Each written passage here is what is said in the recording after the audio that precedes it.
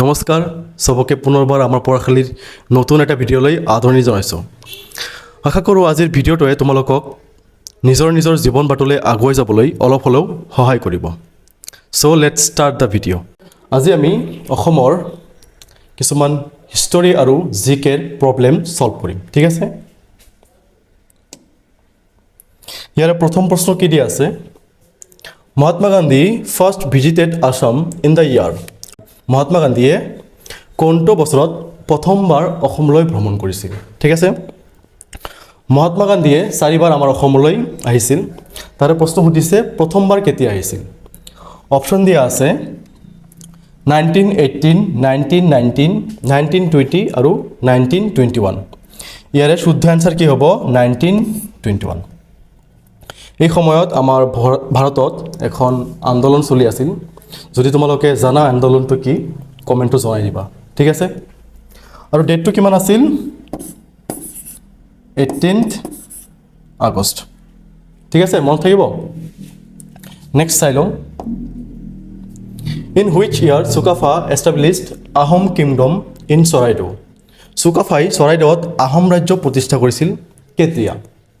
আমি সবেই জানো চুকাফাই কি কৰিছিল, আহোম ৰাজ্য প্ৰতিষ্ঠা কৰিছিল। আৰু কেতিয়া কৰিছিল 1228 খ্ৰীষ্টাব্দত আহোম ৰাজ্য প্ৰতিষ্ঠা কৰিছিল, ঠিক আছে। আৰু ইয়াতে কি কৈছে যে আহোম ৰাজ্যখন চৰাইদেউত কেতিয়া প্ৰতিষ্ঠা কৰিছিল, ক'ত চৰাইদেউত। ইয়াৰ অপশ্যন কি দিয়া আছে 1253, 1272, 1296 আৰু 1309। ইয়াৰে আনচাৰটো কি হ'ব 1253 খ্ৰীষ্টাব্দত, ঠিক আছে। আহোম ৰাজ্য স্থাপন কৰিছিল 1228ত আৰু চৰাইদেউত আহোম ৰাজ্য প্ৰতিষ্ঠা কৰিছিল কেতিয়া 1253 খ্ৰীষ্টাব্দত, মনত থাকিব। এতিয়া next, Hiuen Tsang visited Assam during the reign of. Hiuen চাঙে অসম ভ্ৰমণ কৰিছিল কাৰ ৰাজত্বকালত। হিউৱেন চাং কোন আছিল, হিউৱেন চাং আছিল এজন চীনা পৰিব্ৰাজক, ঠিক আছে। তেখেতে এবাৰ আমাৰ অসমলৈ ভ্ৰমণ কৰিছিল আৰু সেই সময়ত অসমত কোনে ৰাজত্ব কৰি আছিল এইটো আমাক সুধিছে। ইয়াৰে অপশ্যন কি দিয়া আছে পুষ্য বৰ্মন, মহেন্দ্ৰ বৰ্মন, ভাস্কৰ বৰ্মন আৰু ব্ৰহ্মপাল। চ' এনচাৰটো কি হ'ব ভাস্কৰ বৰ্মন, ঠিক আছে। ভাস্কৰ বৰ্মনক আমি আৰু এটা নামেৰে জানো কি কুমাৰ ভাস্কৰ বৰ্মন। তেওঁৰ নামৰ আগত কুমাৰ ব্যৱহাৰ কৰা হয় কাৰণ তেখেতে বিয়া পতা নাছিল, ঠিক আছে, মনত থাকিব। Next, the first Assamese magazine Arunodoi was published in the year. প্ৰথম অসমীয়া আলোচনী অৰুণোদয়খন কেতিয়া প্ৰকাশ হৈছিল। অপশ্যন কি দিয়া আছে 1836, 1846, 1872, 1882, ঠিক আছে। ইয়াৰে আনচাৰটো কি হ'ব 1846, মনত থাকিব। কেতিয়াবা প্ৰশ্ন আহি যাব পাৰে যে প্ৰথম অসমীয়া আলোচনীখনৰ নাম কি, যদি সোধে কি লিখিবা তোমালোকে অৰুণোদয়। আৰু কেতিয়া প্ৰকাশ হৈছিল 1846ত, ঠিক আছে। নেক্সট দিছে দ্য ষ্টেট এন্থেম অ' মোৰ আপোনাৰ দেশ was published in the magazine. মানে আমাৰ যিটো জাতীয় সংগীত আছে অ' মোৰ আপোনাৰ দেশ কোনে লিখিছিল ৰচনা লক্ষ্মীনাথ বেজবৰুৱাদেৱে, ঠিক আছে। এই অ' মোৰ আপোনাৰ দেশ জাতীয় সংগীতখন কোনখন আলোচনীত প্ৰকাশিত হৈছিল। ইয়াৰ অপশ্যন দিয়া আছে কি বাঁহী, জোনাকী, সুৰভি আৰু জোনবিৰি। এনচাৰটো কি হ'ব বাঁহী, ঠিক আছে। Who was the last king of Ahom kingdom in Assam. Option দিয়া আছে গোবৰ ৰজা, চুতানফা, পুৰন্দৰ সিংহ আৰু যোগেশ্বৰ সিংহ। কি কৈছে আহোম ৰাজ্যৰ শেষ ৰজা। ইয়াৰে কিছুমান ছাত্ৰ ছাত্ৰীৰ কি হয় মাজে মাজে কনফিউজন লাগি যায়, কিছুমানে যোগেশ্বৰ সিংহ বুলি লিখে, কিছুমানে পুৰন্দৰ সিংহ বুলি লিখে। এতিয়া হ'ল প্ৰশ্নৰ এনচাৰটো কি হ'ব। যেতিয়া মানে তৃতীয়বাৰ অসম আক্ৰমণ কৰিছিল 1821 চনত, মানে যেতিয়া তৃতীয়বাৰ অসম আক্ৰমণ কৰিছিল তেতিয়া মানে অসম ৰাজ্য দখল কৰি কি কৰিছিল যোগেশ্বৰ সিংহক ৰজা পাতিছিল, ঠিক আছে। কিন্তু তাৰপিছত ইয়াণ্ডাবু সন্ধি স্বাক্ষৰ হোৱাৰ পাছত ব্ৰিটিছৰ ৰাজত্বত ব্ৰিটিছে কি কৰিছিল পুৰন্দৰ সিংহক ৰাজ্য স্থাপন কৰাত সহায় কৰিছিল মানে পুৰন্দৰ সিংহক কি কৰিছিল ৰজা পাতিছিল ঠিক আছে তেন্তে আনসাৰটো কি হ'ব কোৱাচোন লাষ্ট কিং কোন হ'ব পুৰন্দৰ সিংহ ঠিক আছে মনত থাকিব The first Assamese film Joymoti was released in the year কেতিয়াবা প্ৰশ্ন আহিব পাৰে যে প্ৰথমখন অসমীয়া ছবিৰ নাম কি এই বুলি আহিলে তোমালোকে কি লিখিবা জয়মতী ঠিক আছে এতিয়া প্ৰশ্ন কি কৈছে যে জয়মতী ফিল্মখন কেতিয়া মুক্তি পাইছিল অপচন দিয়া আছে 1922 1935 1938 আৰু 1942 ইয়াৰে আনসাৰটো কি হ'ব 1935 ঠিক আছে আৰু যদি প্ৰশ্ন আহে যে জয়মতী ফিল্মখন কোনে পৰিচালনা কৰিছিল তেন্তে তোমালোকে কি লিখিবা জ্যোতিপ্ৰসাদ আগৰৱালা ঠিক আছে কি লিখিবা Jyotiprasad Agarwala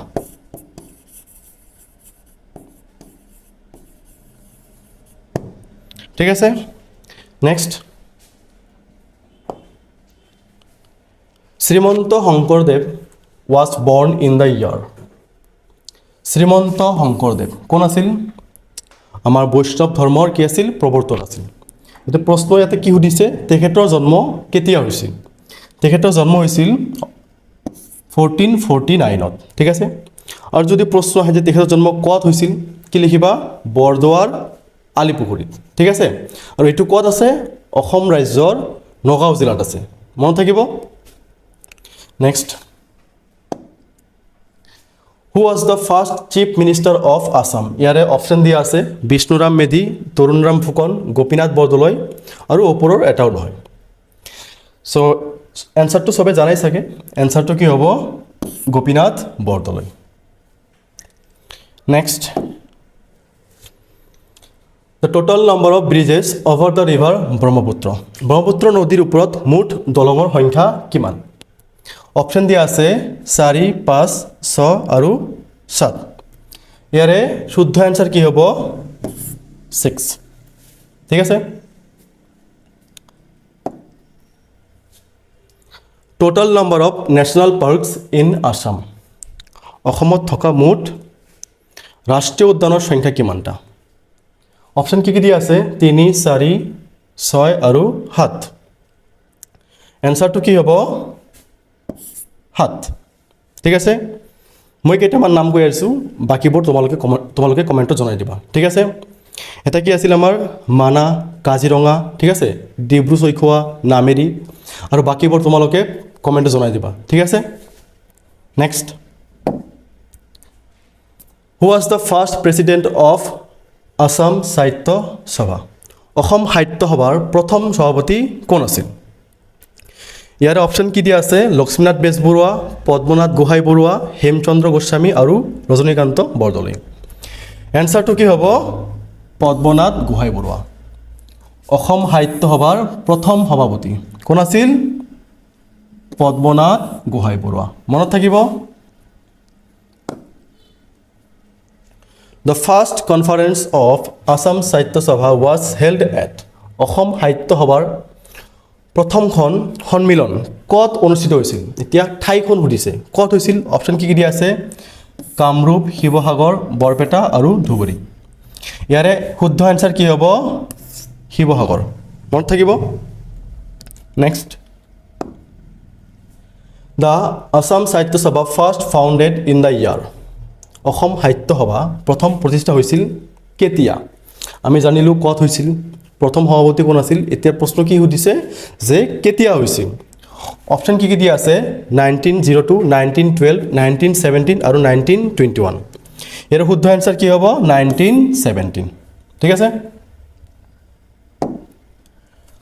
In which year the capital of Assam shifted from Shillong to Dispur কোন বছৰত অসমৰ ৰাজধানী শিলঙৰ পৰা দিছপুৰলৈ স্থানান্তৰিত কৰা হৈছিল অপশন কি দিয়া আছে 1950 1955 1971 আৰু 1973 এৰ শুদ্ধ আনসাৰ কি হ'ব 1973 1973 কি কৰা হৈছিল অসমৰ ৰাজধানী শিলঙৰ পৰা কত লৈ যোৱা হৈছিল দিছপুৰ ঠিক আছে next in which hill top the Kamakhya temple is located Kamakhya temple চবেই জানা কিছুমানে গৈছেও হয়তো ঠিক আছে প্ৰশ্ন কি কৈছে যে এই কামাখ্যা মন্দিৰখন কোনখন পাহাৰৰ শিখৰত অৱস্থিত ঠিক আছে অপশ্যন কি দিয়া আছে নীলাচল পাহাৰ চিত্ৰাচল পাহাৰ সন্ধ্যাচল পাহাৰ আৰু যোগিনী পাহাৰ এনসাৰ কি হ'ব ইয়াৰে নীলাচল পাহাৰ ক'ত আছে গুৱাহাটীত মনত থাকিব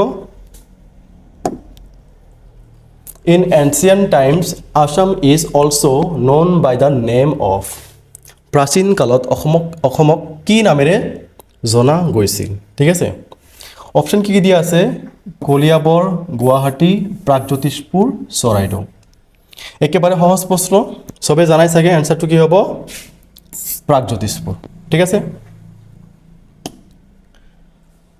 Which city is also known as the cultural capital of Assam? কোনখন চহৰক অসমৰ সাংস্কৃতিক ৰাজধানী বুলি জনা যায় সাংস্কৃতিক ৰাজধানী অসমৰ ঠিক আছে অপশ্যন কি দিয়া আছে যোৰহাট গুৱাহাটী শিৱসাগৰ আৰু নগাঁও ইয়াৰে আনসাৰটো কি হ'ব যোৰহাট যদি সাংস্কৃতিক ৰাজধানী বুলি কোৱা হয় অসমৰ তেন্তে তোমালোকে কি লিখিবা যোৰহাট ঠিক আছে Next কি দিয়া আছে The Assam Medical College was established in the year Assam চিকিৎসা মহাবিদ্যালয় কেতিয়া প্ৰতিষ্ঠা কৰা হৈছিল অপশ্যন কি দিয়া আছে 1945 1947 1949 আৰু 1955 ইয়াৰে আনসাৰ কি হ'ব 1947 আৰু যদি ডেটটো সোধে কি লিখিবা 3rd November মনত থাকিব তাৰপিছত চাই লওঁ কি আছে Which one is the first film directed by Bhupen Hazarika Bhupen হাজৰিকাৰ দ্বাৰা পৰিচালনা কৰা প্ৰথমখন ছবি অপশ্যন কি দিয়া আছে এৰাবাটৰ সুৰ শকুন্তলা সুৰ চিকমিক বিজুলী আৰু প্ৰতিধ্বনি ইয়াৰে আনসাৰটো কি হ'ব এৰাবাটৰ সুৰ মনত থাকিব এৰাবাটৰ সুৰ মুভিখন কোনে পৰিচালনা কৰিছিল ভূপেন হাজৰিকাই ঠিক আছে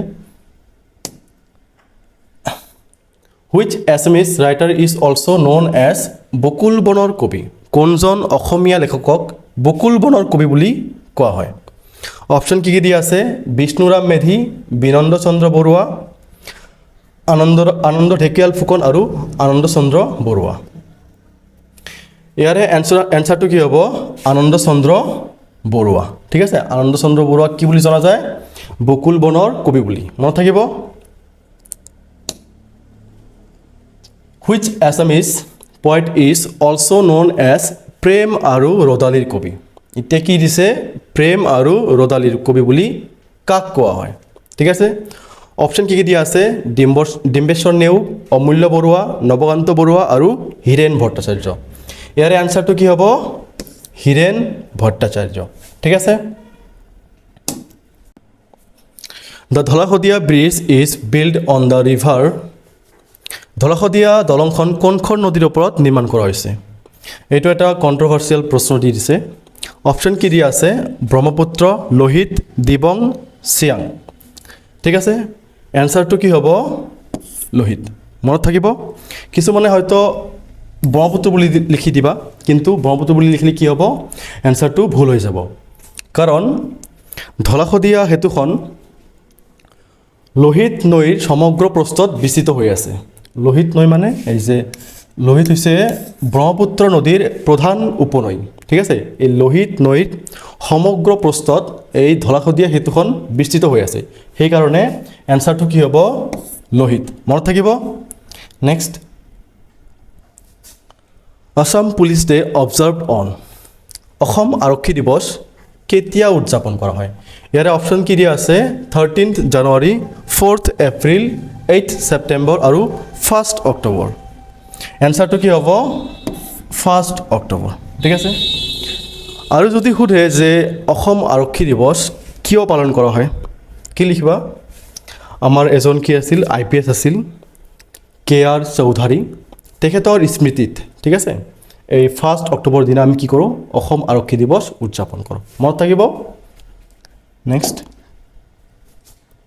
আলি Aye Ligang is an agri based festival celebrated by the Ali Aye Ligang হৈছে কৃষিভিত্তিক উৎসৱ। এতিয়া প্ৰশ্ন হ'ল এই উৎসৱখন কোনখন জনগোষ্ঠীয়ে উদযাপন কৰে? ঠিক আছে, অপশ্যন কি দিয়া আছে? বড়ো, খাচী,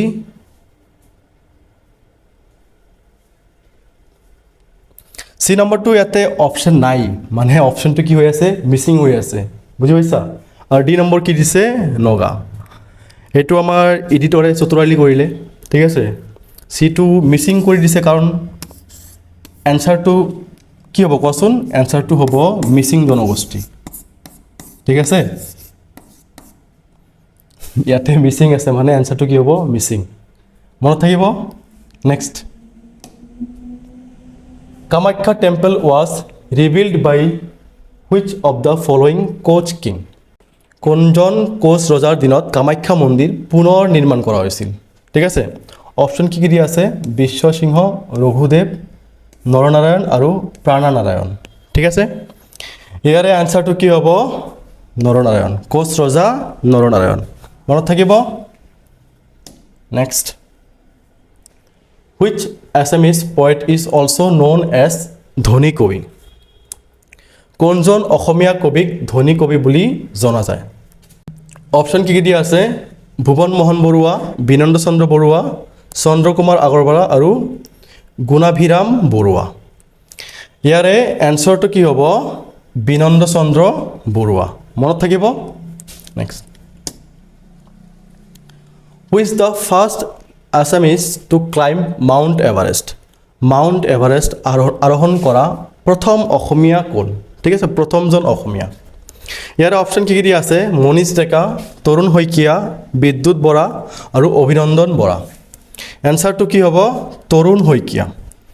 যদি প্ৰশ্ন সোধে যে তৰুণ শইকীয়াই কেতিয়া মাউণ্ট এভাৰেষ্ট আৰোহণ কৰিছিল, কি লিখিবা? 2013 চনৰ 18 মে তাৰিখে। ঠিক আছে, আৰু যদি প্ৰশ্ন আহে যে মাউণ্ট এভাৰেষ্টত আৰোহণ কৰা প্ৰথমগৰাকী ব্যক্তি, কি লিখিবা? Edmund Hillary. ঠিক আছে, আৰু এজন আছিল কি? তেনজিং নৰৱে, মনত থাকিব। Next Sati Sadhini was a queen of which dynasty? Sati Sadhini কোন বংশৰ ৰাণী আছিল? অপশ্যন কি দিয়া আছে? আহোম, কোচ, চুতীয়া আৰু ডিমাচা। ইয়াৰে এনচাৰটো কি হ'ব? চুতীয়া ডাইনেষ্টি। ঠিক আছে। নেক্সট আৰু লাষ্ট প্ৰশ্ন এইটোৱে আমাৰ, who is known as the father of Assamese prose literature? কোন অসমীয়া গদ্য সাহিত্যৰ, প্ৰশ্নটো অলপ ভুল দিছে ইয়াতে, মানে কাক অসমীয়া গদ্য সাহিত্যৰ পিতৃ হিচাপে জনা যায়? ঠিক আছে, এনচাৰ অপশ্যন কি দিয়া আছে? ভট্টদেৱ, শংকৰদেৱ, অনিৰুদ্ধদেৱ আৰু মাধৱদেৱ। ইয়াৰে এনচাৰটো কি হ'ব? ভট্টদেৱ। যদি অসমীয়া গদ্য সাহিত্যৰ পিতৃ বুলি সোধে, কি লিখিবা তোমালোকে? ভট্টদেৱ, মনত থাকিব। চ' আজিৰ এইখিনিয়ে আছিল প্ৰশ্ন। আশা কৰোঁ ভিডিঅ'টো তোমালোকক ভাল লাগিছে। যদি ভাল লাগিছে ভিডিঅ'টো লাইক কৰিবা, বন্ধুবৰ্গৰ লগত শ্বেয়াৰ কৰিবা আৰু আমাৰ চেনেলটো ছাবস্ক্ৰাইব কৰিবা। ঠিক আছে, ধন্যবাদ।